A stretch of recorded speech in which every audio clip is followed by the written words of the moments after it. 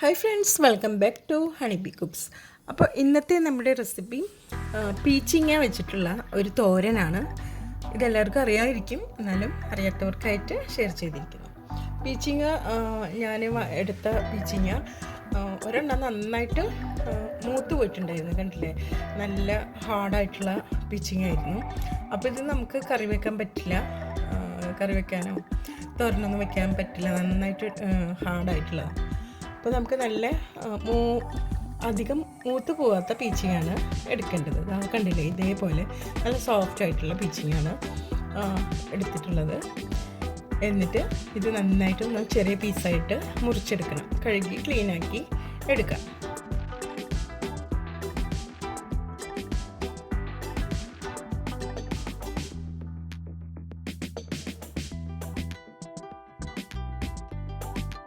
ഇതിലേക്ക് ഒരു തോരനിലേക്ക് ചമ്മന്തി ഉണ്ടാക്കാനായിട്ട് ഞാൻ നാളികേരത്തിൻ്റെ കൂടെ ഉണക്കച്ചെമ്മീൻ കൂടെ ചേർക്കുന്നുണ്ട്.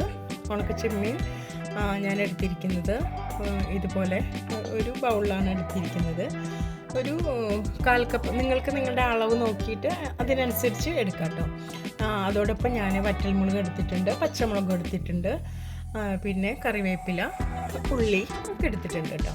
അതൊന്ന് ചതച്ചു എടുക്കണം. നമ്മൾ തോരന് ഉണ്ടാക്കുമ്പോൾ ഇടുന്ന പോലെ തന്നെ എടുക്കണം കേട്ടോ. ഒന്ന് ഒതുക്കി എടുക്കണം നാളികേരം. എന്നിട്ട് ഈ പീച്ചിങ്ങ നമുക്ക് ഒന്ന് വേവിച്ചെടുക്കാം. അധികം വെള്ളമൊന്നും ഒഴിക്കേണ്ട.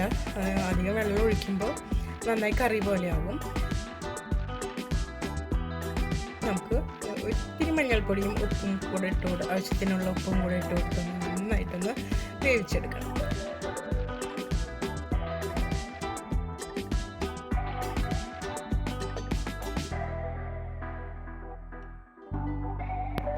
ഇവിടെ ഇപ്പം നമ്മളുടെ പീച്ചിങ്ങ നന്നായിട്ട് കുക്കായി വന്നിട്ടുണ്ട്.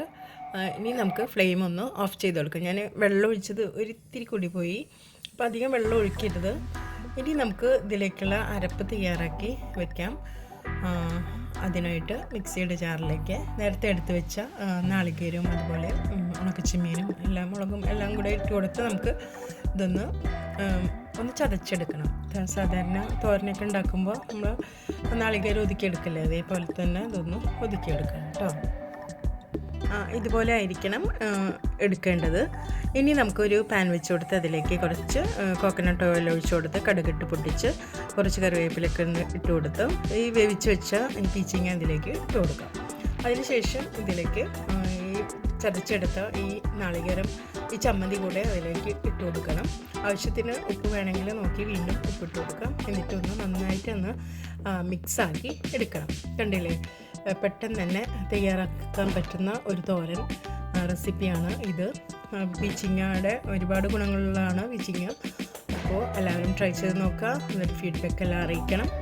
അപ്പോൾ നിങ്ങൾക്ക് എൻ്റെ ഈ വീഡിയോ ഇഷ്ടമായിട്ടുണ്ടാകുമെന്ന് വിചാരിക്കുന്നു. തുടർന്ന് നിങ്ങളുടെ സപ്പോർട്ടും പ്രതീക്ഷിക്കുന്നു. അപ്പോൾ നമുക്ക് മറ്റൊരു ഈസി റെസിപ്പിയുമായിട്ട് വീണ്ടും കാണാം.